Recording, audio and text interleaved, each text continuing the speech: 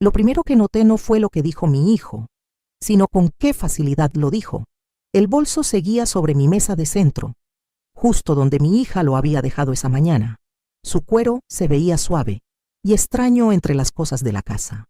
No pertenecía ahí, en un hogar donde casi todo tenía años de uso. Me llamo Julieta Medina. Tengo 66 años. No esperaba nada fuera de lo común ese día.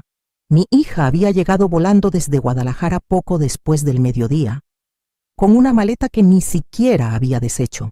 Colocó unas cajas sobre la mesa de la cocina y me dijo que eran para mí. Adentro había cosas que yo jamás me habría comprado: un bolso de 20,000 pesos, un reloj suizo y un perfume que no reconocía, pero que sabía que era caro.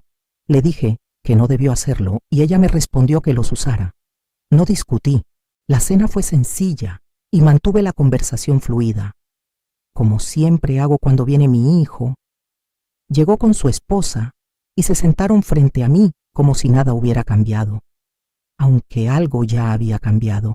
Cuando terminamos de comer, pasamos a la sala. Los regalos seguían afuera y recuerdo haber pensado que debería guardarlos, aunque no sabía bien por qué. Mi hija no parecía preocupada. Se quedó cerca de la puerta, más observando que hablando. Mi hijo se acercó a la mesa, tomó el bolso, lo giró un poco entre las manos y miró a su esposa. Ella ya lo observaba de una forma que dejaba claro que entendía su valor sin necesidad de preguntar. No levantó la voz, ni siquiera dudó. Le quedaría mejor a mi esposa. Me quedé donde estaba, con las manos apoyadas en los brazos del sillón, sin moverme hacia él ni hacia el bolso. No era la primera vez que me hablaba así, pero sí fue la primera vez que lo hizo con tanta claridad, con algo que acababa de recibirme. Al otro lado de la sala, mi hija cambió el peso de un pie al otro, solo un poco.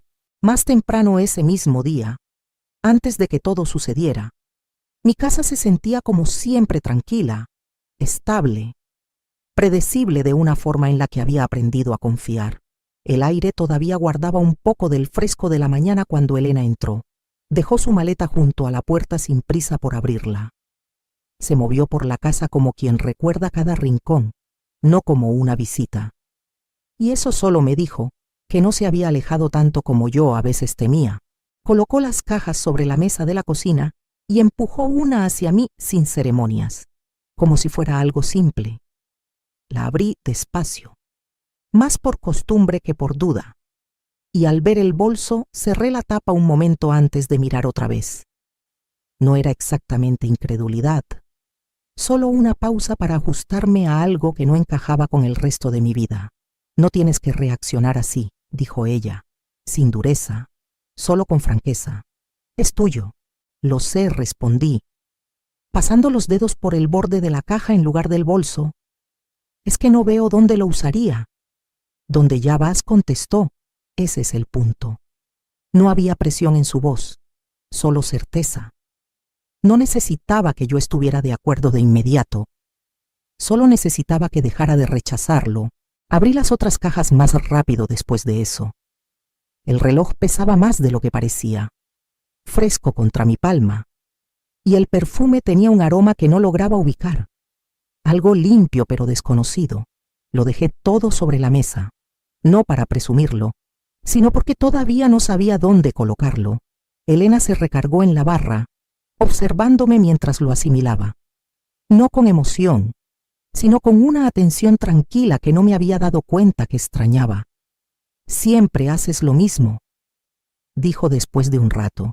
¿Qué cosa actúas como si necesitaras una razón para tener algo bueno? Dejé que sus palabras se quedaran entre nosotras. No era un reproche, y no estaba equivocada. Solo estoy acostumbrada a que las cosas sean prácticas, respondí. Eso es todo. Lo sé, dijo ella. Pero eso no significa que sea la única forma. No había tensión en la habitación, solo un cambio que no podía nombrar. No intentaba cambiarme.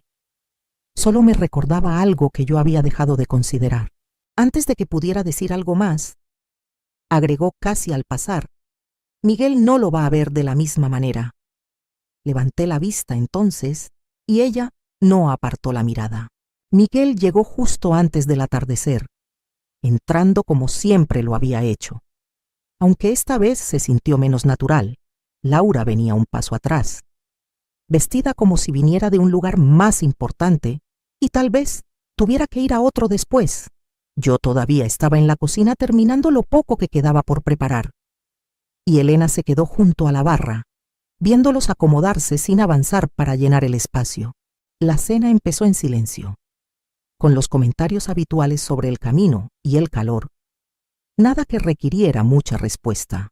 Miguel comió sin levantar mucho la vista y Laura movía la comida en su plato más de lo que realmente comía. No tardó mucho para que Miguel cambiara el rumbo de la conversación. He estado viendo lo de refinanciar otra vez. El banco ya me rechazó una vez el mes pasado, dijo, dejando el tenedor como si se le acabara de ocurrir. Aunque yo sabía que no, las tasas ya no son las de antes, pero igual podría tener sentido con todo lo que está pasando. Asentí una vez, sin pedir detalles. Es mucho todo junto, agregó, con voz firme, casi distante. La casa, el mercado, todo ajustándose al mismo tiempo. Laura levantó la vista entonces, con un tono más ligero pero directo. Tenemos la gala de la fundación el mes que viene. No es opcional. La gente nota quién va y cómo va. Miguel asintió con aprobación, como si eso explicara algo importante. Escuché sin interrumpir, dejando que sus palabras se acomodaran en la sala. Ninguno de los dos preguntó nada directamente, pero la forma de la conversación me era muy familiar. No se trataba de compartir información. Se trataba de poner un marco donde sus preocupaciones quedaban en el centro y todo lo demás alrededor. Elena permaneció callada, su atención pasando entre ellos sin comentarios. Me di cuenta entonces de que no habían traído nada, ni siquiera algo pequeño para la mesa. No era raro, pero esta vez resaltó más de lo que debería. Supongo que esperaba algo diferente, aunque no podría decir exactamente qué. Para cuando terminamos de cenar, la conversación ya se había alejado de cualquier cosa que tuviera que ver conmigo. Después de la cena pasamos a la sala sin mucho orden, cada quien en su lugar de siempre, excepto Elena, que se quedó de pie un momento antes de recargarse en la pared cerca de la puerta. Las cajas seguían sobre la mesa donde las había dejado, y noté que los ojos de Laura se dirigieron primero hacia ellas. Se acercó sin pedir permiso. Levantó el bolso con cuidado, casi con suavidad, como si ya entendiera su valor. Lo giró entre las manos. Luego se movió un poco hacia el espejo del pasillo, lo colocó junto a su cuerpo y ladeó la figura para ver el efecto. Al principio no habló, y yo tampoco. Miguel se puso a su lado, justo detrás de su hombro. ¿De qué marca es?, preguntó, aunque su tono decía que ya tenía una idea. Elena contestó desde el otro lado de la sala. Cuero italiano. Lo compré la semana pasada. Él asintió despacio y luego preguntó, ¿cuánto costó? 20,000 pesos. Dijo ella sin darle importancia. Laura ajustó la correa, todavía mirándose a sí misma más que a nosotros. Está muy bien hecho, comentó con voz más baja, más concentrada. No se ven cosas así por aquí, no en los eventos a los que vamos. La gente nota los detalles, siempre los nota. La sala cambió entonces, no de forma evidente, pero lo suficiente para que yo lo sintiera. Lo que había sido un regalo unas horas antes ahora era otra cosa. Algo que se medía y se reconsideraba. Me di cuenta de que ni siquiera yo lo había tomado bien en mis manos. Miguel extendió la mano. Tocó el borde del bolso un segundo y la retiró como confirmando algo. No es el tipo de cosa que se deja a la vista, dijo casi para sí mismo. Laura no respondió, pero tampoco lo soltó. Por primera vez esa noche sentí que ya no formaba parte de la conversación. Aunque sucedía en mi propia casa, Miguel no se alejó de la mesa. Miró el bolso otra vez, luego el reloj a su lado, y pude ver que ya había tomado una decisión antes de hablar. No deberías dejar cosas así a la vista, dijo con tono tranquilo, como señalando algo obvio. No aquí, ya no es tan seguro como antes. Me quedé donde estaba, con las manos en el regazo. mirándolo a él más que a las cosas. Hasta ahora me he arreglado bien, respondí. No es lo mismo, contestó. Esto es diferente. Es caro y la gente nota esas cosas. Hizo un gesto leve hacia la mesa. Estaría más seguro con nosotros. Tenemos sistema, seguridad, todo organizado. Laura por fin se apartó del espejo, todavía con el bolso en la mano. Yo podría usarlo por turnos, agregó con voz medida pero firme, sobre todo con la gala que se acerca. No se quedaría guardado sin usar.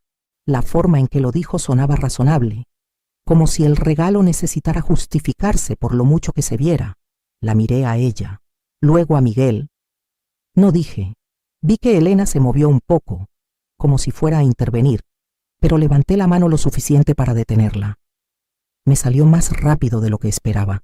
Sin explicaciones ni dudas, Miguel se detuvo, como si no hubiera escuchado bien. No estoy diciendo que no puedas tenerlo, dijo, con la voz un poco más tensa. Digo que tiene más sentido que lo guardemos nosotros. Te escuché, respondí, y dije que no. La sala cambió otra vez, pero esta vez no hubo nada sutil. Lo que había sido cortés un momento antes ya no se mantenía. Miguel no respondió a lo que dije, al menos no directamente.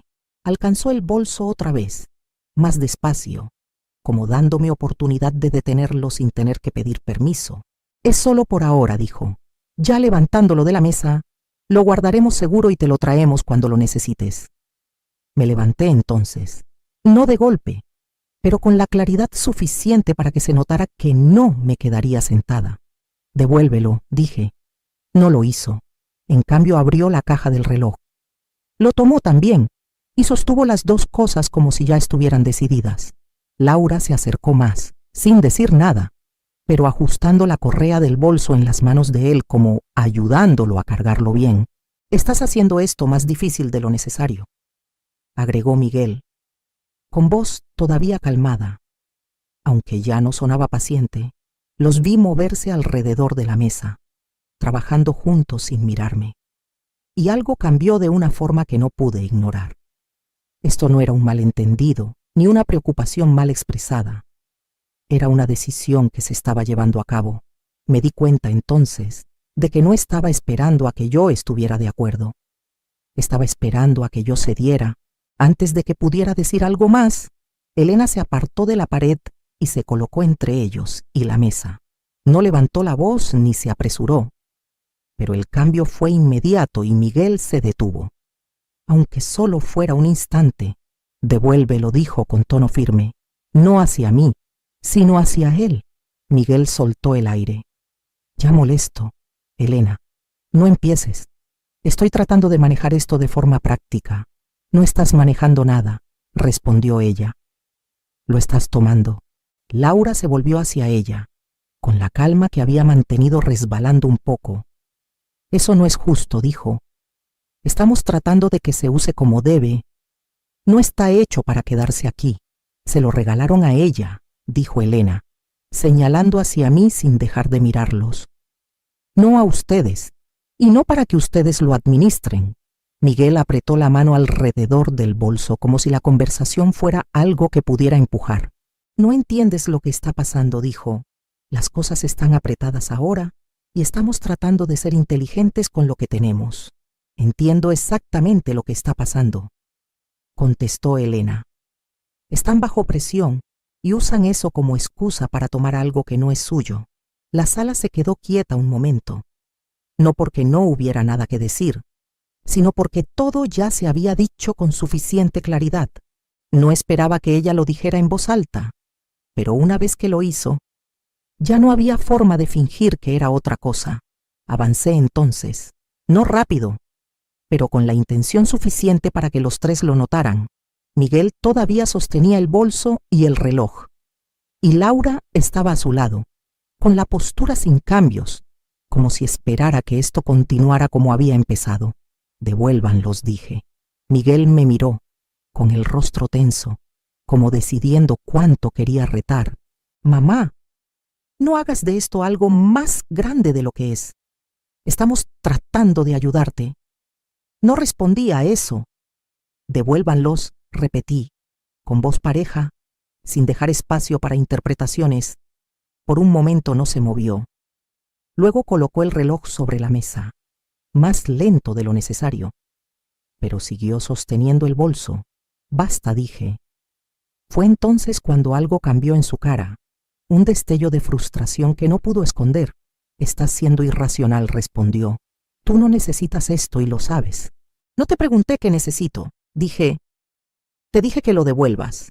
Laura intervino entonces, con tono más cortante. Esto no se trata de necesidad, se trata de lo que tiene sentido. Dejar algo así aquí es descuidado. Lo miré a ella, luego a Miguel. Suéltalo.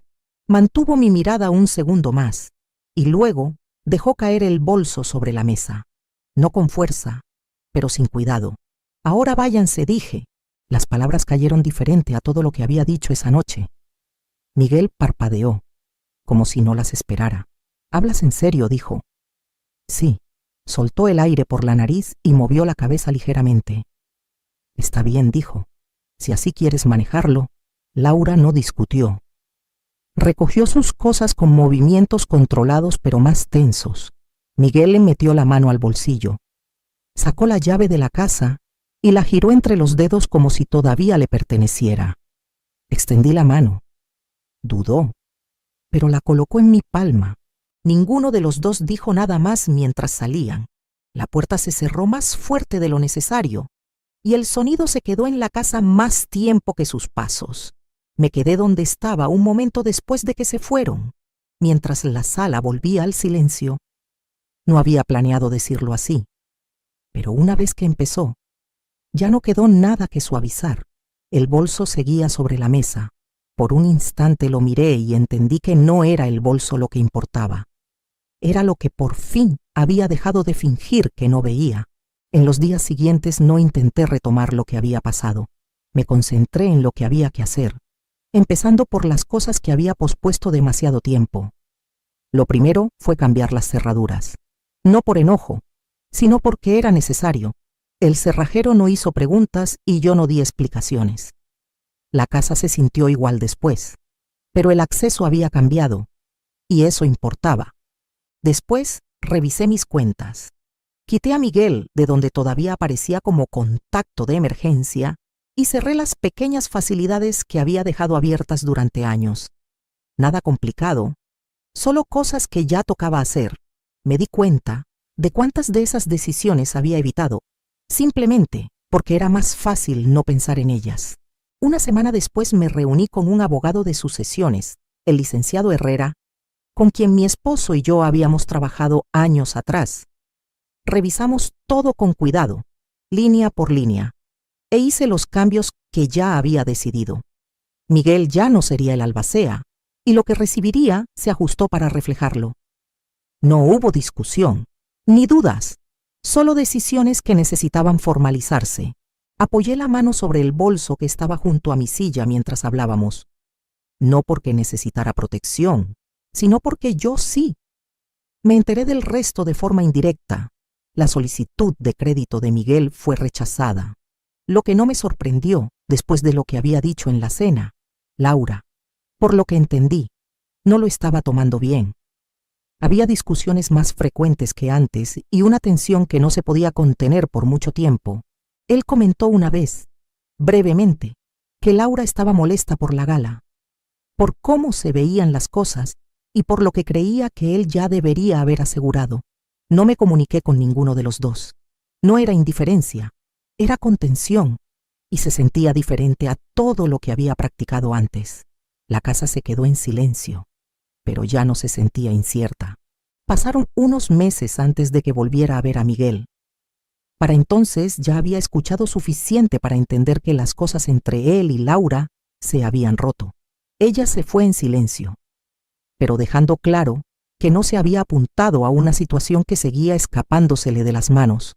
Llegó a mi puerta una tarde sin avisar, quedándose más tiempo del necesario antes de que yo abriera. Se veía diferente, no de forma dramática, sino en cómo se sostenía. Lo siento, dijo, sin intentar justificarlo. No debía hacer eso. Me hice a un lado y lo dejé entrar. pero solo hasta la sala. No le ofrecí nada y no intenté llenar el silencio por él. Sé que me pasé de la raya, agregó con voz más baja. Pensé que estaba siendo práctico. No lo estabas, dije. Estabas tomando algo que no era tuyo. Asintió, aceptándolo sin discutir. Por un momento pude ver al hijo que había guardado en mi corazón durante años, pero no se quedó. Podemos mantener el contacto, le dije, pero no voy a volver a ese papel. No voy a manejar tu vida, ni voy a formar parte de tus finanzas. Entiendo, respondió. Creí que lo decía en serio, al menos por ahora, y eso fue suficiente. Después de que se fue, tomé el bolso que estaba en la silla junto a la puerta y lo llevé conmigo cuando salí. No pensé si combinaba o no. Simplemente lo usé. Ya no se trataba de si encajaba. Se trataba de no necesitar que nadie más decidiera eso por mí. Resultó ser más sencillo de lo que esperaba. Si algo he aprendido, es que esperar demasiado para poner un límite cambia cómo te ven los demás. Y, a veces, cómo te ves a ti misma. Hablar no arregla todo, pero sí aclara las cosas. Si alguna vez has estado en un lugar donde te resultó más fácil callar, te diría esto: la claridad tiene un costo, pero aún vale la pena pagarlo.